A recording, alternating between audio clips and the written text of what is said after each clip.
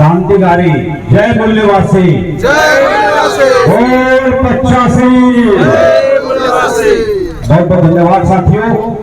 आज भारत मुक्ति मोर्चा के तत्वाधान में पूरे 567 जिलों में जेल भरो आंदोलन का कार्यक्रम चलाया जा रहा है और 5 पूर्व निर्धारित विषय पहले से यहाँ पे रखे हुए हैं और ये जो पूर्व निर्धारित विषय है इन विषयों के ऊपर में मैं आप लोगों को पारी पारी से बिंदुवार मैं बताने का प्रयास कर रहा हूं कि भारत मुक्ति मोर्चा के द्वारा जो उठाए हुए मुद्दे हैं वो आज आम लोगों का मुद्दा क्यों बनने को जा रहा है और बड़ी मशक्कत के बाद में जो आप लोगों के लिए वयस्क मताधिकार बाबा साहब अम्बेडकर के द्वारा एक लौता बचाया गया था, आज वर्तमान सरकार के द्वारा उसे कैसा छीनने का असफल प्रयास किया जा रहा है वो मैं पूरे संवैधानिक तरीके से बताने का प्रयास कर रहा हूं। तो यहाँ पे भारत के सभी नागरिकों के लिए एक अपील है भारत मुक्ति मोर्चा की ओर से, बढ़िया से गंभीरता से समझने का प्रयास कीजिएगा। निर्वाचन आयोग को भारतीय संविधान के आर्टिकल 224 के अंतर्गत चुनाव संपन्न कराने की जिम्मेदारी लगाई गई है। साथियों, अनुच्छेद 324 के तहत चुनाव संपन्न कराने की जिम्मेदारी भारतीय संविधान के अनुच्छेद ने चुनाव आयोग को लगाया, जिम्मेदारी लगाया कि आप निष्पक्ष और स्वतंत्र पूर्वक ट्रांसपेरेंसी के साथ में निष्पक्ष आप चुनाव कराएंगे। ये 324 आर्टिकल कहता है चुनाव आयोग के लिए, लेकिन आप 2003, 2009, 2013, 2019, 2024 ये 5 चुनाव का आंकड़ा को आप देखेंगे तो हैरान हो जाएंगे, इतना भयंकर मामला है। मैं इधर उधर की बात ना करते हुए हमारे देश के माननीय प्रधानमंत्री नरेंद्र मोदी का जो संसदीय चुनाव क्षेत्र है बनारस, मैं वहां का आंकड़ा आप लोगों को बताना चाहता हूं। वहां पे साथियों आप सुन के हैरान हो जाओगे, जितना वहां पे वोटर्स हैं, जितना वहां पे मतदाता है, उससे ज्यादा 1,87,000 वोट अतिरिक्त आया। 1,87,000 वोट अतिरिक्त आया है। आप हैरान हो जाओगे, वोटर्स उतने नहीं हैं लेकिन वहां पे वोट उतना पड़ रहा है, इतना भयंकर मामला है। यानी कि भारतीय जनता पार्टी हेन तेन प्रकारण किंतु परंतु यत्र तत्र सर्वत्र कैसे भी जीतने के लिए हर तरह का सफल प्रयास कर रहा है साथियों। और ये सिर्फ और सिर्फ इसलिए संभव हो पा रहा है क्योंकि ईवीएम मशीन से चुनाव करवाया जा रहा है। फर्क क्या पड़ रहा है? फर्क ये पड़ रहा है कि अभी जैसे हमारे जो अर्जुन यादव जी दिव्यांग वो बता रहे हैं कि प्रचार में ये बताया जा रहा है कि छत्तीसगढ़ में सुशासन चल रहा है, लेकिन ये जो भारतीय जनता पार्टी की जो सरकार है ये दिव्यांग लोगों का हक और अधिकार देना भी नहीं चाहती और जब मांग किया जा रहा है तो उनको उठा उठा के दूर करने का काम किया जा रहा है, उसे घसीटा जा रहा है। और ये जो छत्तीसगढ़ के जो मीडिया है साथियों, ये वो नहीं दिखाना। छत्तीसगढ़ का जो मीडिया अगर ईमानदारी से इस घटनाक्रम को दिखाता तो आज परिस्थितियां अलग होता। तो संविधान ने जिम्मेदारी लगाया 324 अनुच्छेद देके कि चुनाव आयोग आपको चुनाव कराना है, धांधली नहीं कराना है, लेकिन चुनाव आयोग निरंकुश होकर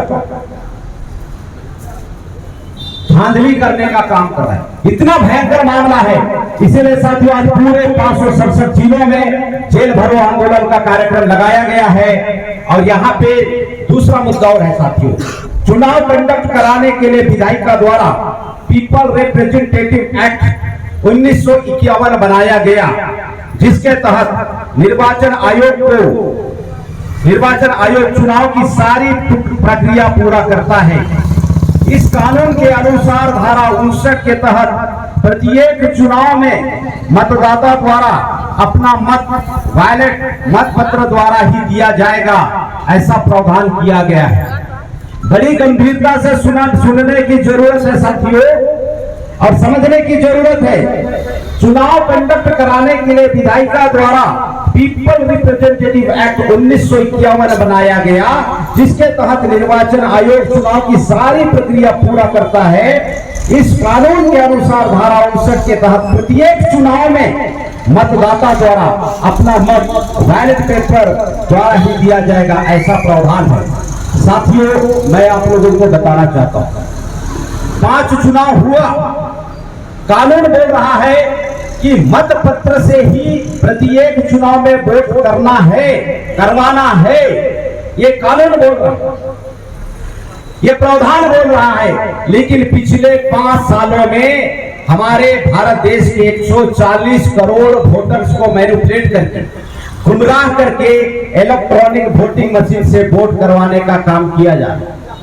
और ये जो इलेक्ट्रॉनिक वोटिंग के माध्यम से वोट किया जा रहा है साथियों, जिसको जीतना चाहिए वो हार रहा है, जिसको हारना चाहिए वो जीत रहा है। और ये जो संकट है ये इतना भयंकर है कि यहाँ पे नागरिकों के दमन के कानून बन रहे हैं, इतना भयंकर मामला है। 5 साल लगातार जो चुनाव हुआ है, 5 चुनाव हुआ है, 5 चुनाव में भयंकर ठगी करने का काम किया जा रहा है। यानी कि संविधान के विरोध में जाकर, कानून के विरोध में जाकर यहाँ पे लोकतंत्र का हत्या करने का काम बीजेपी की सरकार कर रही है, चुनाव आयोग कर रहा है, कांग्रेस पार्टी कर रहा है। आज विपक्ष के रूप में कांग्रेस है, लेकिन आप देखेंगे कि कांग्रेस ने विरोध में भारत मुक्ति मोर्चा के बराबर काम नहीं किया। आज भारत मुक्ति मोर्चा पूरा खुलासा करने का काम कर रहा है। ये जो कानून के द्वारा प्रावधान है, वही प्रावधान को ले लेके बताने का प्रयास कर रहा है। अगर यही कांग्रेस की सरकार अगर कर रही होती साथियों, तो बीजेपी को डर होगा कि कांग्रेस विरोध करके पूरे जनता को जागृति कर देगी, और इस जागृति का परिणाम ये हो सकता है कि आने वाले समय पे भारत देश में विशाल जन आंदोलन खड़ा हो सकता है, हमारी सरकार पूरी तरह से गिर सकती है, ये हो सकता है। लेकिन कांग्रेस की अंदरूनी मिली भगत के वजह से ये जो विपक्ष का रोल प्ले करना चाहिए कांग्रेस को, ये विपक्ष का रोल प्ले नहीं किया जा रहा है, जिसके वजह से साथियों भारत मुक्ति मोर्चा पूरे देश में जेल भरो आंदोलन का काम कर रहा है साथियों। इसके पश्चात में साथियों और एक विशेष मुद्दा है। इस मुद्दा में 1989 में संशोधन किया गया, उस धारा 61A के प्रावधान के वास्तविक अर्थानुसार EVM machine, electronic voting machine वो अपराध के रूप में और विशेष परिस्थिति को ध्यान में रखते हुए अंगीकार करना है, ऐसा प्रावधान है। लेकिन ऐसा नहीं किया जा रहा है, इसके विरोध में जेल भरो आंदोलन है। 1989 की संशोधन कानून के प्रावधान के तहत 61A में वास्तविक अर्थ है कि अगर विशेष परिस्थिति लागू हो गई भारत देश में, विशेष परिस्थिति अगर लागू हो गई, ऐसी परिस्थिति में ईवीएम मशीन को अंगीकार किया जा सकता है। ये प्रावधान विधिमंडल में बनाया गया साथियों। मैं आप समझ साथियों से मैं बताना चाहता हूं, पूछना भी चाहता हूं कि 5 साल में पिछले 5 चुनाव में, पिछले 5 विधानसभा चुनाव, लोकसभा चुनाव में ऐसा कोई इमरजेंसी का हालात पैदा नहीं हुआ, ऐसा कोई विशेष परिस्थिति पैदा नहीं हुआ।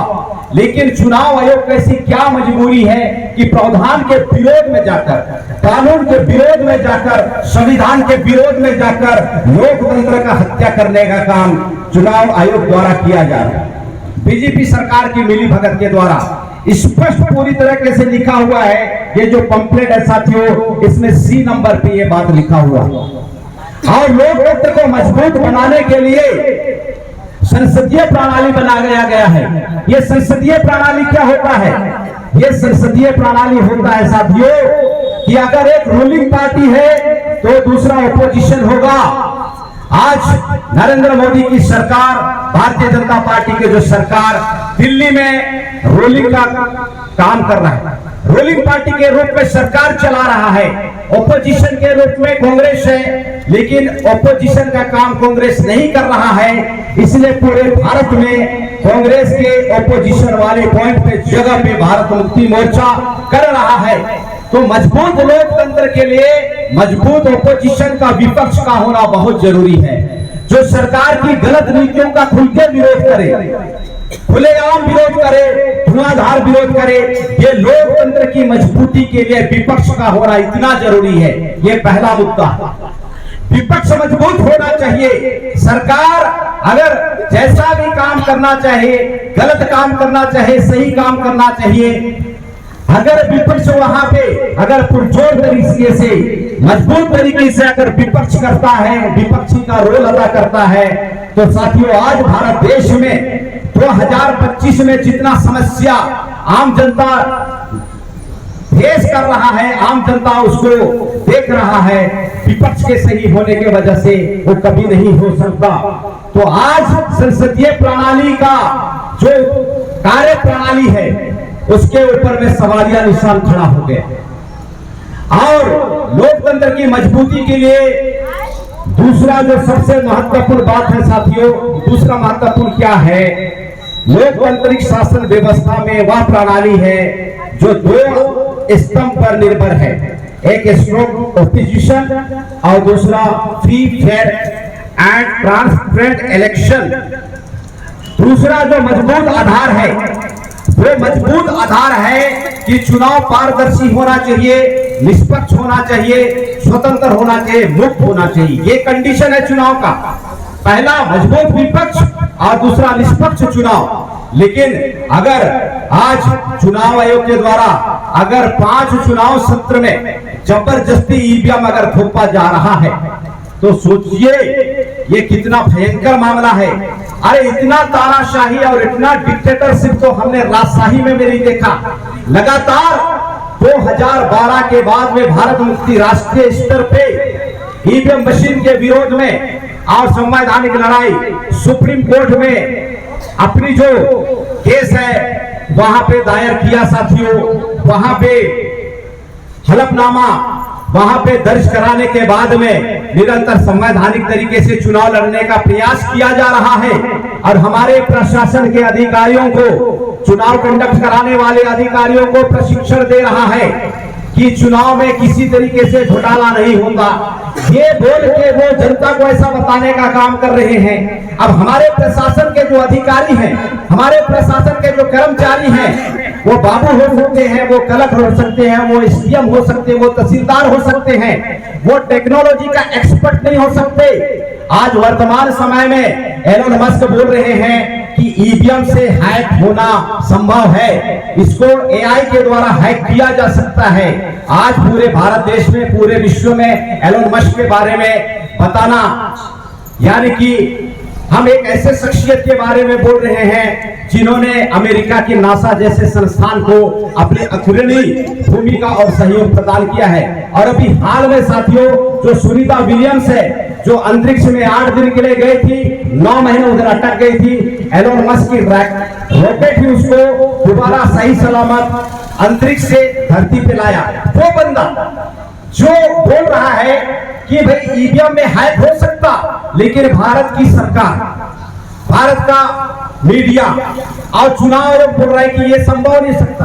टेक्नोलॉजी के मामले में इनकी जो बुद्धि है वो जीरो है, वो जीरो बुद्धि वाला बोल रहा है कि भाई यहाँ पे हैक संभव नहीं है। जबकि टेक्नोलॉजी का मास्टर जो नासा का सहयोगी है वो बोल रहा है कि ईवीएम से 200% गारंटी है कि हैक होता है। इतना भयंकर मामला चल रहा है। आखिर सरकार की, चुनाव आयोग की ऐसी क्या समस्या है कि जबरदस्ती से हमारी ईवीएम को चुनाव कराने के लिए वो लोगों के ऊपर में थोपने का काम कर रहे हैं। अभी वर्तमान समय में हमारे जसपुर जिला में, पूरे छत्तीसगढ़ में साथियों अभी त्रिस्तरीय पंचायत चुनाव संपन्न हुआ। त्रिस्तरीय पंचायत चुनाव में एक चौंकाने वाला आंकड़ा बताता था। आप लोगों को लग रहा होगा कि एलन मस्क का बात बता के, हरिकृष्णा प्रसाद का बात बता के आप बोल रहे हैं। हरिकृष्णा प्रसाद कौन है? हैदराबाद का बहुत बड़ा टेक्नोलॉजी में मास्टर है। जब उन्होंने पहली बार बीजेपी ने दावा किया कि आप इसे हैक करो, उन्होंने हैक करके दिखा दिया कि ईवीएम ऐसे हैक होता है, आप लोग सुन के ताजुब हो जाओगे। बीजेपी की सरकार ने उसको 1 साल जेल में डाल दिया। वो हरि कृष्ण प्रसाद और टेक्नोलॉजी के मामले में मास्टर, उस आदमी का मुंह बंद कराने के लिए 1 साल उसको जेल में डालने का काम किया। तो इस तरीके से लगातार चुनाव को मैनिपुलेशन करने का काम चुनाव आयोग के द्वारा, सरकार के द्वारा किया जा रहा है और हम इसका भारत मुक्ति मोर्चा के प्लेटफॉर्म में जाहिर धिक्कार करते हैं। अभी हमारे छत्तीसगढ़ में त्रिस्तरीय पंचायत चुनाव हुआ और त्रिस्तरीय पंचायत चुनाव में तो यूं ऐसा कहा जाता है साथियों कि यहाँ पे पॉलिटिकल पार्टी का किसी तरीके से कोई दखलंदाजी नहीं होता है, लेकिन हमको 5 साल 5 चुनाव हारने का बहुत अच्छा एक्सपीरियंस है। उम्र में छोटा लग रहे हैं लेकिन बहुत तजुर्बा रखते हैं। 5 चुनाव हारने का मेरा व्यक्तिगत तजुर्बा है। 5 चुनाव हार चुके हैं साथियों। इस बार त्रिस्तरीय पंचायत चुनाव में हमने देखा ये मुस्कुटरी में एक हमारी दीदी जी है, उसका नाम है मुनिका टोप्पो, और उसका जो चुनाव क्रम है कौन सा है सर? 3 चुनाव क्रमांक 3। ये मैं हमारे जशपुर जिला का घटना बता रहा हूं मैं। तो उसकी दिली तमन्ना थी कि कांग्रेस पार्टी का समर्थन के माध्यम से मुझे टिकट मिले और काफी लंबे समय से उस पार्टी का समर्थन में काम करती रही, लेकिन पार्टी के हाईकमान के द्वारा उनका जो भी मंशा रहा, मैं उधर बोलना नहीं चाहता। हमारी दीदी जी को, मोनिका टोप्पो जी को, वो वहां से चुनाव लड़ने का मौका नहीं मिला कांग्रेस समर्थित प्रत्याशी के रूप में। तो हमारे इधर हर्ष बुजुर्ग साहब इधर बैठे हुए हैं, इन्होंने हौसला अफजाई किया दीदी का कि दीदी चिंता करने की कोई जरूरत नहीं है, मैं हूं, चलिए हम लोग चुनाव लड़ते हैं। और मनसा बनी, चुनाव का प्रचार प्रसार हुआ, रिजल्ट चौंकाने वाला आया। रिजल्ट क्या चौंकाने वाला आया? कांग्रेस समर्थित प्रत्याशी और बीजेपी समर्थित प्रत्याशी चुनाव क्रमांक 3 में हार गए। ये रिजल्ट है। अभी आपको लग रहा होगा कि आप एक रिजल्ट बता रहे हैं, दूसरा रिजल्ट और बता रहा हूं। मैन पाठ तराई में इंजीनियर निर्मल कुजूर साहब कांग्रेस समर्थित प्रत्याशी भाजपा समर्थित प्रत्याशी को हरा के निर्दलीय में जीत के अभी वो उन्होंने जिला पंचायत सदस्य का उन्होंने शपथ ग्रहण किया। ये साथियों हमारे ज्यादा दूर की बात नहीं है। अगर आप मुसकुटरी जाएंगे, भागदाल जाएंगे, यहाँ से 100 किलोमीटर की दूरी है। आप अगर सीतापुर जाएंगे तो 130 किलोमीटर 120 किलोमीटर की दूरी है। तो यहाँ पे परिणाम ऐसे आया कि भाई देखने वाली बात है। तो चुनाव ऐसा आता है, हम ऐसे बहुत सारे जो हिस्टोरिकल डाटा है उसके ऊपर में हम लोग रिसर्च कर रहे हैं और रिसर्च कभी भी खरा नहीं उतरता है। अभी देखिए साथियों 2019 में 2018 का लोकसभा 2018 का विधानसभा चुनाव का आंकड़ा आपको बताता हूं मैं। 2018 में पूर्ण बहुमत की सरकार कांग्रेस की बनती है। उसके 2-4 महीने के बाद में लोकसभा का जो चुनाव है 19 में होता है। आप रिजल्ट सुन के हैरान हो जाओगे। 2018 में कांग्रेस पूर्ण बहुमत की सरकार से पूर्ण बहुमत की मतों से सरकार बनाती है और 2019 में वो एक भी लोकसभा जीत नहीं पाती। मैं हमारे 140 करोड़ जनता दल से पूछता हूं कि 4 महीने और 3 महीने में ऐसा क्या करिश्मा हुआ, ऐसा क्या जादू हुआ कि कांग्रेस के समर्थक 0 हो गए? ऐसा हो सकता है क्या? पूरा 0 हो जाएगा। एक सीट निकालने में उनका हालत खराब है। उससे पहले विधानसभा के चुनाव में पूर्ण बहुमत की सरकार बना रहा है, पूर्ण बहुमत की सरकार। 3 महीने के बाद में चुनाव में एकदम से लोकसभा का चुनाव धुआंधार हार रहा है। अभी हमारे प्रशासन के साथी यहाँ पे मौजूद हैं, जशपुर के जनता लोग यहाँ पे मौजूद हैं, हमारे समर्थक साथी मौजूद हैं। मैं सामाजिक जीवन में भारत मुक्ति मोर्चा के इस काम में मैं 2015 से हूं मैं, और मैं पूरे दावे के साथ में कह सकता हूं कि ये जो हमने जन समर्थन कमाया है, ये जो हमारे समर्थक साथी हैं, ये समर्थक साथी इतना से घटते ही नहीं। ये हम 10 साल से लगातार जेल भरो आंदोलन, जुलूस, धरना प्रदर्शन, विरोध प्रदर्शन निरंतर कर रहे हैं। ये जो हमारा जो कोर टीम है, ये जो हमारा समर्थन है, ये समर्थन 0 ही नहीं होता है। तो मैं पूछना चाहता हूं कि 2018 का जो विधानसभा चुनाव का समर्थन 19 के लोकसभा में 0 कैसा हो गया? ये पूरा इस बात को साबित करता है साथियों कि इलेक्ट्रॉनिक वोटिंग में धांधली होती है। इसी वजह से चुनाव आयोग और केंद्र सरकार आपसी मिलीभगत में 140 करोड़ जनता को मूर्ख बनाने का काम कर रहा है और हम इसका जाहिर धिक्कार करते हैं। और साथियों हम लोग आज भारत बंद हमारे ओबीसी भाइयों के लिए भी कर रहे हैं। ओबीसी भाइयों के लिए हम लोग क्यों कर रहे हैं? क्योंकि जाति आधारित जनगणना बहुत ही महत्वपूर्ण है। इस बात को समझने की जरूरत है। आज देश की संवैधानिक पदों में नौकरी, जिम्मेदारी, हिस्सेदारी बांटा जा रहा है साथियों, बिना गिनती का बांटा जा रहा है, जो अपने आप में घोर अन्याय और अत्याचार है। मैं आप लोगों को उदाहरण के माध्यम से समझाना चाहता हूं। आपके पास में अगर एक टोकरी समोसा आ जाए और लोगों का संख्या पता ही नहीं रहेगा, आप बताओ बेटिया कैसे समोसा बांटोगे? एक टोकरी समोसा है लेकिन लोगों को पता नहीं है, कैसे बांटोगे? बांट पाओगे क्या? अंधवारी पटपटू बांट दोगे, हो जाएगा क्या? तो साथियों, मैं बताना चाहता हूं कि एक समय के नाश्ता के लिए गिनती करना पड़ता है, एक समय के नाश्ता के लिए। और देश में 1931 के बाद में ओबीसी की जाति आधारित जनगणना आज तक सरकार कराना नहीं चाहती है। कितना बड़ा लेवल पे धांधली किया जाए। एक समय के नाश्ता के लिए गिनती बहुत जरूरी है। गिनती नहीं करने से बंटवारा में गड़बड़ी हो जाती है। मैं तो आप लोगों को इधर दुलदुला का घटना बताना चाह रहा हूं। दो सगे भाई थे, खून बांटे हुए रिश्ते के भाई। गांव में शादी हो रहा था और शादी में ज्यादातर लोग मटन खिलाते हैं, चिकन खिलाते हैं, नॉनवेज बनता है सेलिब्रेट करने के लिए। दुलदुला क्षेत्र का घटना है, सच्चाई है, रियलिटी है। तो सगे भाइयों के लिए उनके जो माता पिता है तोला में मुर्गा लेके आए, मुर्गा, मटन, चिकन। ज्यादा से ज्यादा शादी में बढ़ता कितना है साथियों? 2-3 पीस बढ़ता है, 4-5 पीस बढ़ता है, इससे ज्यादा नहीं बढ़ता है। कहीं कहीं ज्यादा बढ़ता होगा, कोई दिक्कत नहीं है, लेकिन लगभग इतना बढ़ता है। गार्जियन के द्वारा, पेरेंट्स के द्वारा चिकन लाया गया, रखा गया। दो सगे भाई थे, एक भाई आया और वो एक चिकन खाया अपने हिस्से का। खाते खाते उसको लालच आ गया, वो बोला कि मैं खा लेता हूं, और दूसरा भी खा गया। उसके बाद में जो दूसरे वाले भाई का हिस्सा था वो आया। उसके बाद में फिर घर वालों से पूछा कि मेरे हिस्से का चिकन किधर है? तो उन्होंने कहा कि इधर ही रखा हुआ था, देख लो। जब उन्होंने देखा कि चिकन उधर है ही नहीं, तो अपने छोटे भाई के साथ में लड़ाई शुरू हुआ साथियों।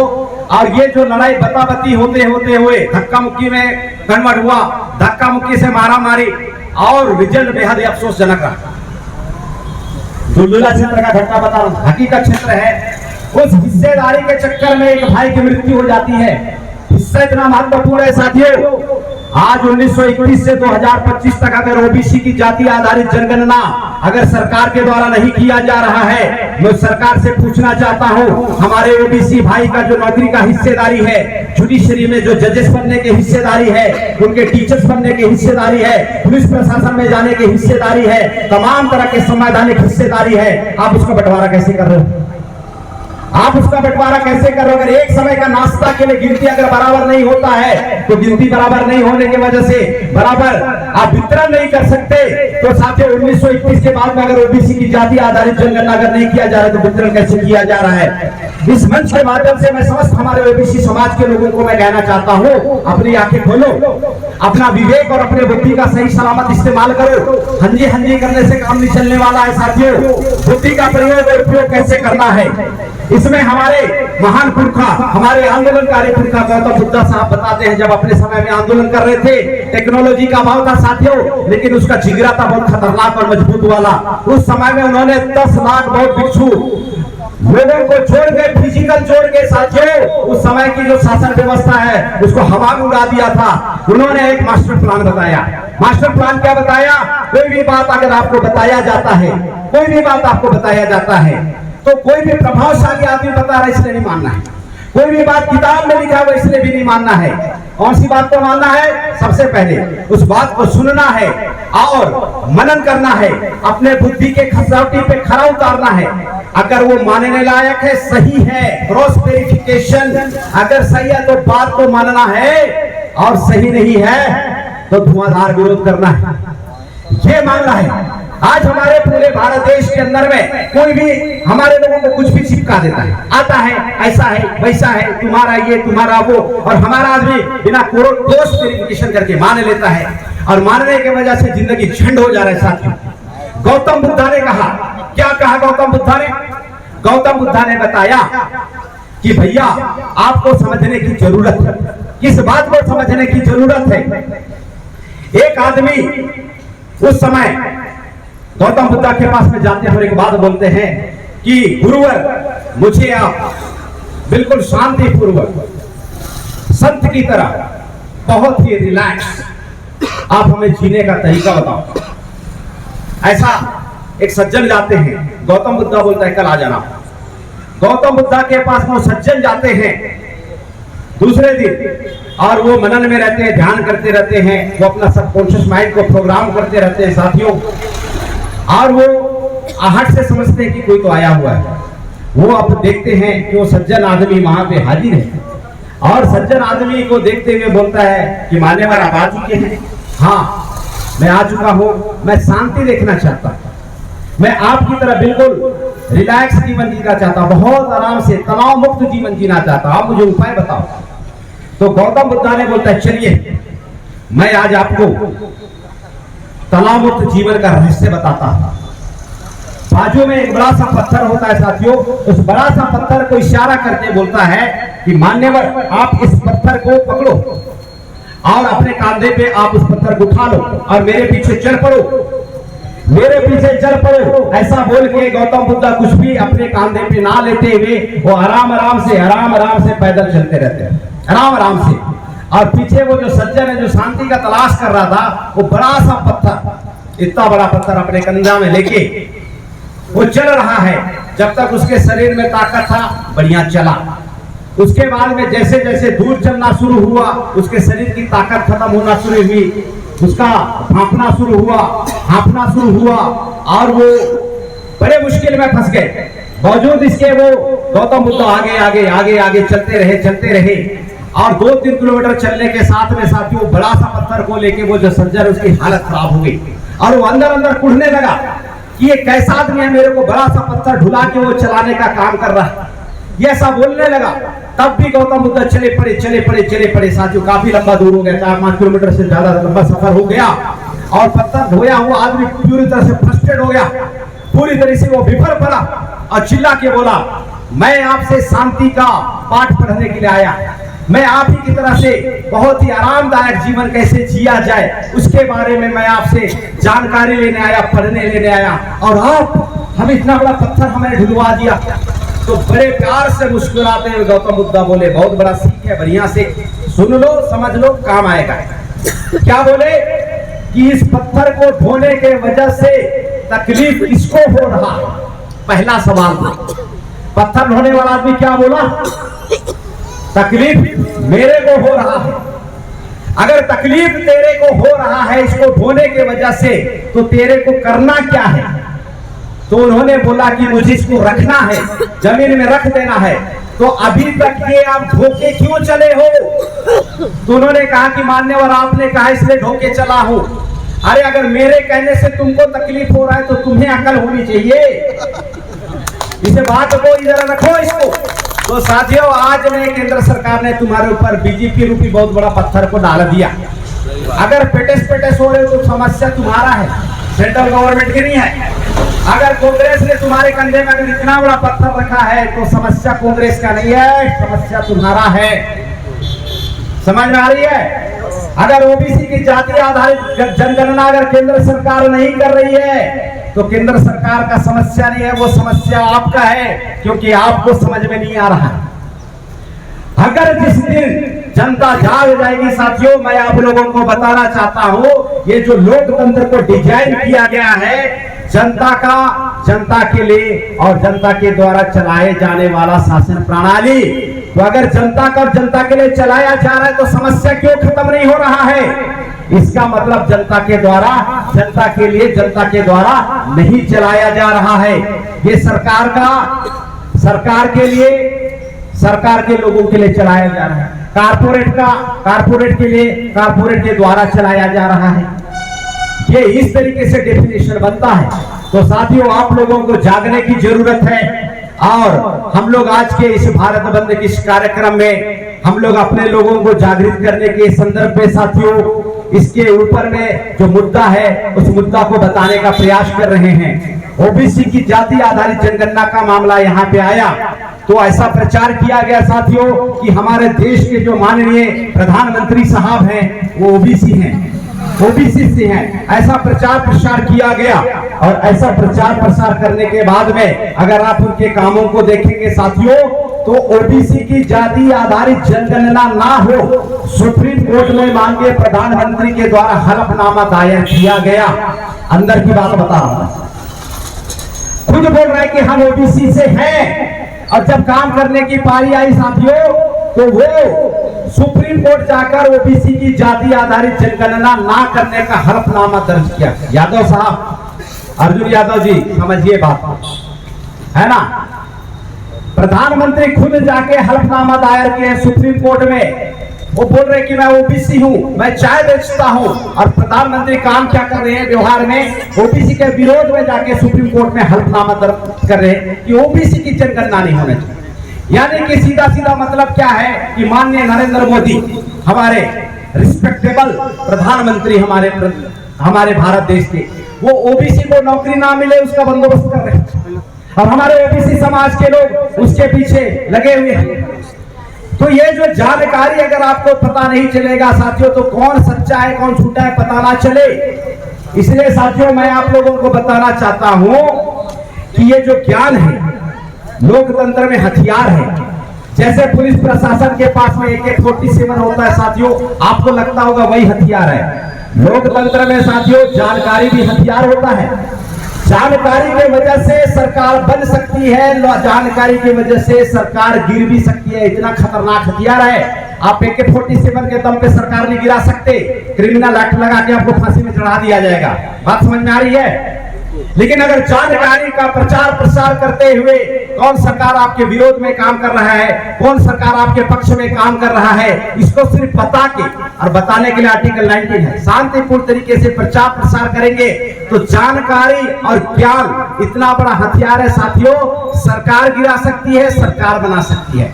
AK-47 से भी खतरनाक हथियार है। मैं हमारे समस्त ST SC OBC माइनॉरिटी समाज के लोगों को मैं अपील करना चाहता हूं, कम से कम आप किसी भी उम्र में हैं, आप छोटे हैं, बड़े हैं, बुजुर्ग हैं, बच्चे हैं, फर्क नहीं पड़ता है, अपना दिमाग को ठीक करने के लिए आधा घंटा का समय जरूर निकालिए। भारत मुक्ति मोर्चा के जो राष्ट्रीय अध्यक्ष हैं वामन मेश्राम साहब को यूट्यूब घर घर में है, खाना पकाते हुए, बर्तन मांजते हुए, झाड़ू मारते हुए, नांगर जोतते हुए, अपना दिनचर्या का काम करते हुए जरूर सुनिए, क्योंकि ये सब पूरा मटेरियल आपको कहीं नहीं मिलने वाला है। ये सिर्फ भारत मुक्ति मोर्चा के प्लेटफॉर्म में मिलने वाला है साथियों। जब तक आपको जानकारी नहीं होगी, षड्यंत्र समझ में नहीं आएगा, दोस्त और दुश्मन समझ में नहीं आएगा, जो आपका नौकरी छीन रहा है आप उसी का सरकार बनाने में चले हुए हैं। ऐसे हजारों तरह की बातें हैं। मैं केंद्र सरकार से आज अपील करना चाहता हूं कि हमारे इस भारत बंद को लेकर हम जो ईवीएम मशीन को हटाने का गुहार कर रहे हैं, ये हटाने का काम करेंगे। मैं ऐसा अपील करता हूं। और 1931 के बाद में हमारे ओबीसी भाइयों का जाति आधारित जनगणना नहीं हुआ है, उनका जाति आधारित जनगणना तत्काल प्रभाव से किया जाए, और उन्हें संवैधानिक जो हिस्सेदारी है वो संवैधानिक हिस्सेदारी उन्हें प्रभाव से दिया जाए। ये हमारा भारत सरकार से अपील है। और अगर इस जेल भरो आंदोलन के बावजूद अगर केंद्र सरकार ने इस बात को नहीं माना, तो साथियों आने वाले समय का जो अगला कार्यक्रम सुनिश्चित है, 1 जुलाई को भारत बंद किया जाएगा।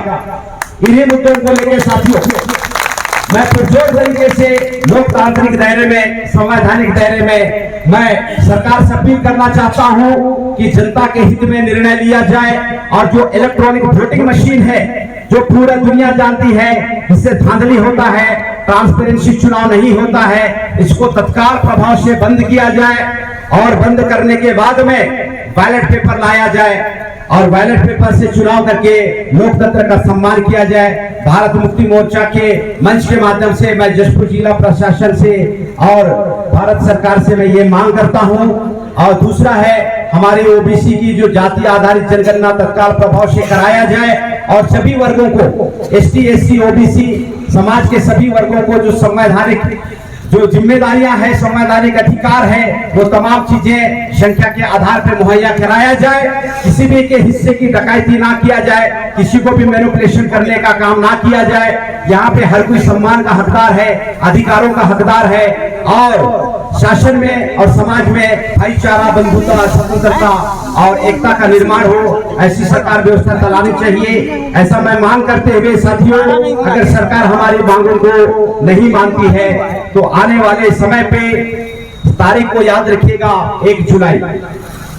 1 जुलाई को पूरे भारत में भारत बंद किया जा रहा है और भारत बंद करके हम लोग आप लोगों का अभ्यास कराना चाहते हैं। कांग्रेस ये करने वाला नहीं है, आप करेंगे, अभ्यास होता रहेगा। अभ्यास किस बात का? जो भारत बंद कर सकता है वो आने वाले समय पे भारत चला भी सकता है। हम आने वाले समय पे आप लोगों को प्रशिक्षण दे के हुक्मरान बनाना चाहते हैं साथियों। इसलिए 1 जुलाई का जो मामला है वो 1 जुलाई को आप लोग बढ़िया से अपने दिमाग में लॉक करके रखिए कि 1 जुलाई हमें भारत बंद करने के लिए संवैधानिक दायरे से जमा होना है और हमें प्रशासन से जो हमारा मांग है, ईवीएम को हटाने का, ओबीसी की जाति आधारित जनगणना का, और जो पहला मुद्दा रह गया था साथियों, पहला मुद्दा में अमित शाह के द्वारा बाबा साहब अम्बेडकर के ऊपर में अपमानजनक टिप्पणी किया है, सार्वजनिक रूप से माफी मांगे और अपने पद से इस्तीफा दिया जाए। और अगर ऐसा माननीय हमारे जो केंद्रीय गृह मंत्री अमित शाह के द्वारा अगर ऐसा नहीं किया जाता है तो इसके विरोध में पूरा 1 तारीख को पूरा भारत बंद का विशाल कार्यक्रम पूरे भारत में आयोजन किया जाएगा। इन तमाम बातों को ध्यान में रखते हुए मैं आप सम्मानित साथियों का मैं शुक्रिया अदा करना चाहता हूँ, आप क्रांतिकारी साथियों का मैं शुक्रिया अदा करना चाहता हूँ कि आप लोगों ने इस जेल भरो आंदोलन को समर्थन किया और आपने शिक्षित होने का प्रमाण दिया। बहुत सारे लोग सोचते हैं, मरियालू साहब क्या सोचते हैं, शिक्षित आदमी के बारे में बहुत कंफ्यूजन है। आखिरी बात क्लियर करके मैं अपनी बातों को खत्म करना चाहता हूं। मैं शिक्षितवाद के बारे में हमारे लोगों को बहुत कंफ्यूजन है। शिक्षित आदमी का सोचता है कि जो ग्रेजुएशन किया है, पोस्ट ग्रेजुएशन किया है, जो नौकरी किया है, ऐसे लोगों को शिक्षित बोला जाता है। आज के समय में ज्योतिबा फुले साहब, महात्मा ज्योतिबा फुले साहब सामाजिक आंदोलन के जो प्रणेता है, उनका बहुत जबरदस्त कोटेशन है। वो कोटेशन क्या है? शिक्षित आदमी का सिर्फ एक पहचान है, वो पहचान क्या है साथियों? जो सच को सच बोल सकता है और गलत को विरोध कर सकता है। यही शिक्षित आदमी का आइडेंटिफिकेशन है। अगर कोई आदमी प्रोफेसर है और गलत बात का समर्थन करता है तो आदमी सबसे बड़ा अनपढ़, गंवार और जाहिल आदमी। अगर कोई आदमी गांव का है और अगर वो लंगोट पहन के नांगर जोत रहा है और जब भारत मुक्ति मोर्चा बोल रहा है लोकतंत्र के सम्मान में, भारत मुक्ति मोर्चा मैदान में ऐसा बोल रहा है, अपने घर का काम छोड़ के अगर वो आंदोलन में शामिल हो रहा है, वो दुनिया का अव्वल दर्जे का शिक्षित आदमी है साथियों। ये है शिक्षित आदमी की परिभाषा। तो मैं जसपुर जिला के 9 लाख लोगों को मैं बताना चाहता हूँ, ये जो स्टेटस सिंबल आप लेके चलते हैं कि डबल ए में, कोई मतलब नहीं है भाई। अगर तेरे से एक गलत बात का विरोध के लिए शब्द नहीं निकल पा रहा है, आंदोलन नहीं हो पा रहा है, धरना नहीं हो पा रहा है, तो तेरे पढ़े लिखे होने का क्या करे? अचार डाले क्या?